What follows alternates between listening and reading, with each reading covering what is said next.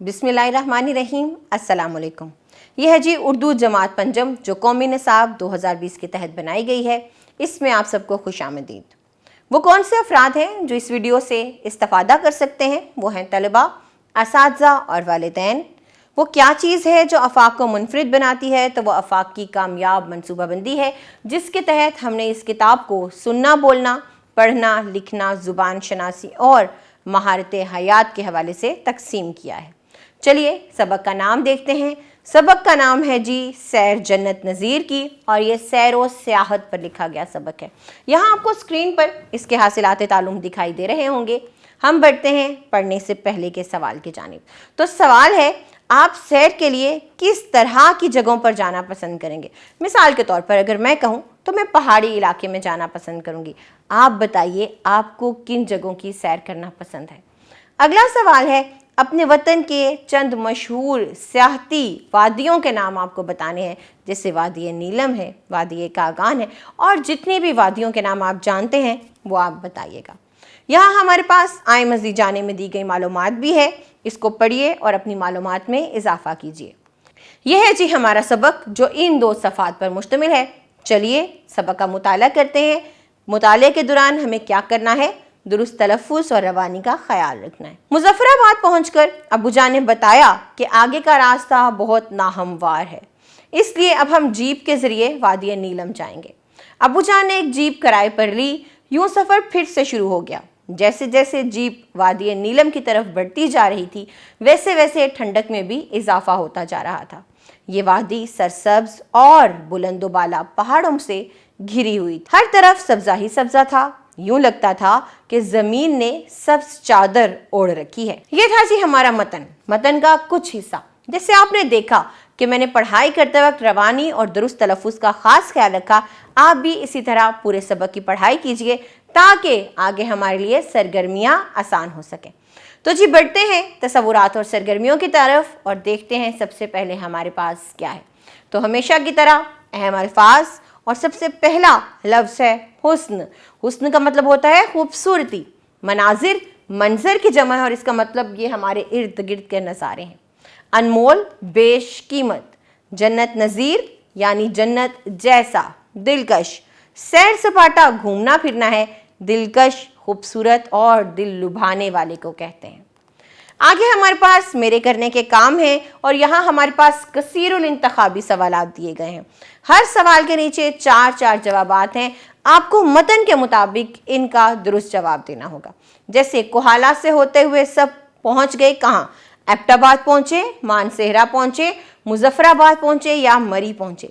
चूँकि आप मतन पढ़ चुके हैं, लिहाजा इन तमाम सवालात के दुरुस्त जवाब के गिर्द दायरा लगाइए और सरगर्मी को मुकम्मल कीजिए। अगली सरगर्मी गलत और दुरुस्त की सरगर्मी है, और पहला जुमला क्या है? आज़ाद कश्मीर एक सेहत अफजा मुकाम है। तो बिल्कुल है। आज़ाद कश्मीर का सदर मुकाम भंबर है या नहीं? बिल्कुल नहीं। आज़ाद कश्मीर का सदर मुकाम भंबर है। तो आपने चूंकि मतन का मुताला किया है, इसलिए इस सरगर्मी को भी मुकम्मल कीजिए, और कौन से जुमले गलत हैं और कौन से दुरुस्त हैं उनकी निशानदही कीजिए। इसके बाद हमारे पास सवालात के जवाबात हैं जो लिखना की सरगर्मी है। सवालात को आप अपनी स्क्रीन पर देख सकते हैं। बच्चों ने अबू जान को उनका कौन सा वादा याद दिलाया?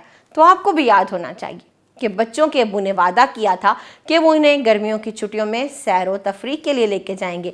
और कहाँ लेके जाएंगे ये आप मतन में पढ़िए और इन सवालात के जवाबात दीजिए। आगे हमारे पास बात से निकले बात की सरगर्मी है, और पहला सवाल क्या है?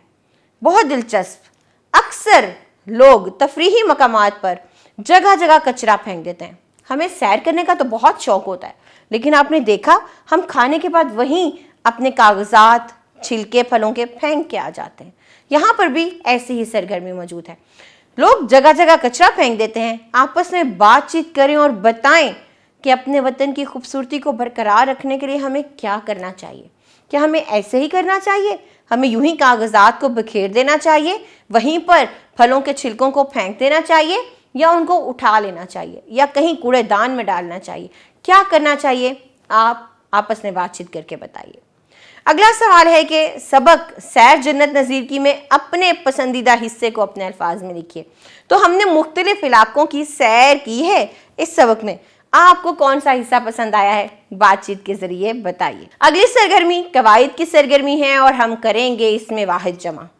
واحد جمع کے لیے یہ آپ کی سکرین پر کچھ جملے موجود ہیں اور ان جملوں کے اوپر کچھ واحد اور جمع دیے گئے ہیں۔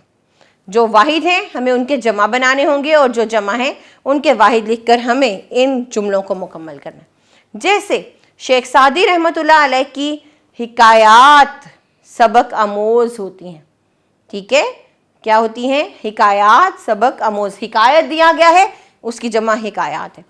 سبق کے اہم نکات سنائیں، نکتہ کی جمع نکات۔ بہت سے حادثات، حادثہ اور حادثات ٹریفک کے اشاروں کی پابندی نہ کرنے سے رونما ہوتے ہیں۔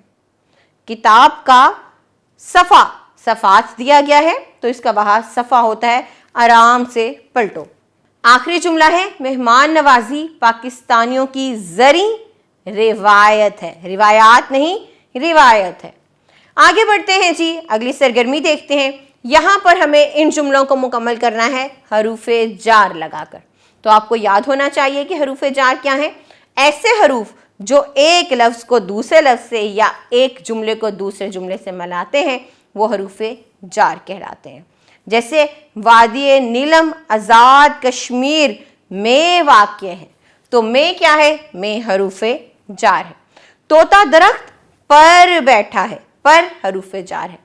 میں نے دیر تک آپ کا انتظار کیا، تک ہمارے پاس حروف جار ہے۔ آپ نے امی سے کیا کہا؟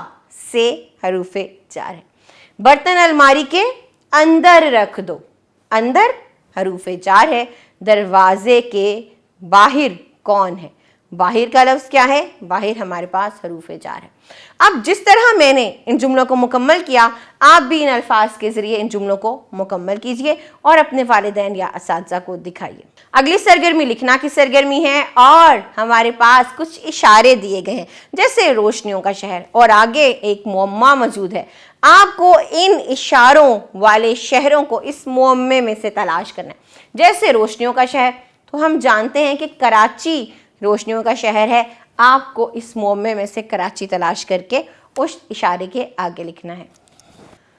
پھر ہے جی پھلوں کی وادی، تو آپ کو بتانا ہے کہ کون سا شہر پھلوں کی وادی ہے۔ معمے میں سے اس کو تلاش کیجئے، ان حروف کے گرد دائرہ لگائیے اور اس خالی جگہ پر لکھیے۔ اگلی سرگرمی پڑھنا کی ہے اور ہمارے پاس ایک عبارت موجود ہے۔ ہمیں اس کو درست تلفظ اور روانی سے پڑھتے ہوئے نیچے دیے گئے سوالات کے جوابات دینے ہیں۔ تو عبارت ہے جی، بلوچستان میں عربوں کی آمد سے پہلے یہاں کے 4 پہاڑ مردار، زرغون، تکاتو اور چلتن میں گھری ہوئی سرسبز وادی میں ایک چھوٹی سی بستی آباد ہوئی۔ مٹی سے بنے ہوئے چند گھروں پر مشتمل اس بستی کے رہنے والے بھیڑ بکریاں چراتے تھے۔ انہوں نے کبھی ایک جگہ مستقل طور پر رہنے کا سوچا بھی نہیں تھا۔ یہ بستی شال کے نام سے مشہور ہوئی۔ آہستہ آہستہ بستی کی آبادی بڑھتی گئی اور اس نے باقاعدہ ایک گاؤں کی شکل اختیار کر لی۔ تو نیچے ہمارے پاس سوالات ہیں۔ پہلا سوال یہ ہے، بستی کے رہنے والے کیا کام کرتے تھے؟ تو بستی کے رہنے والے بھیڑ بکریاں چراتے تھے۔ بستی کس نام سے مشہور ہوئی؟ شال نام سے بستی مشہور ہوئی۔ بستی کی آبادی بڑھی تو اس نے کس کی شکل اختیار کر لی؟ اس نے ایک گاؤں کی شکل اختیار کر لی۔ پیراگراف میں کن پہاڑوں کا تذکرہ ہے؟ تو پہلی سطر میں ان پہاڑوں کے نام موجود ہیں، لکھیے اور یا پڑھیے اور اس سرگرمی کو مکمل کیجیے۔ اگلی سرگرمی کچھ نیا لکھیں، یعنی لکھنے کی سرگرمی ہے۔ تو آپ اپنی پسندیدہ جگہ کے سفر کے بارے میں مختصراً لکھیں اور پسندیدگی کی وجہ بھی بتائیں۔ تو آپ کو بتانا ہے کہ کس جگہ کا سفر آپ کو پسند آیا۔ جب بھی آپ کہیں گئے ہیں، کسی بھی تفریحی مقامات یا سیاحی مقامات کی جب آپ نے سیر کی ہو، تو آپ بتائیے کہ وہاں کا سفر آپ کو کیسا لگا، اس کے بارے میں مختصراً بیان کرنا ہے۔ آگے ہمارے پاس میرے کرنے کے کام ہیں اور سرگرمی بہت دلچسپ ہے۔ پاکستان کے چند مشہور سیاحتی مقامات کی تصویروں پر مشتمل ایک کتابچہ تیار کرنا ہے۔ مختلف سیاحتی مقامات مختلف صوبوں سے وہ کتابچہ تیار کیجئے اور ہر جگہ کے بارے میں 2 سے 3 جملے بھی لکھیں۔ تو یہ سرگرمی آپ کو مکمل کرنی ہے تاکہ ہم مہارت حیات یعنی کہ ہمارے کرنے کے کام کو مکمل کر سکیں۔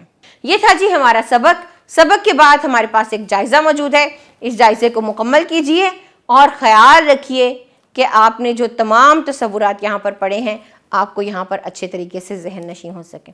اس جائزے کو مکمل کرنے کے بعد اپنے والدین یا اساتذہ کو دکھائیے، اپنا خیال رکھیے۔ ہم اگلے سبق میں کچھ نئے تصورات کے ساتھ ملتے ہیں۔ اللہ حافظ۔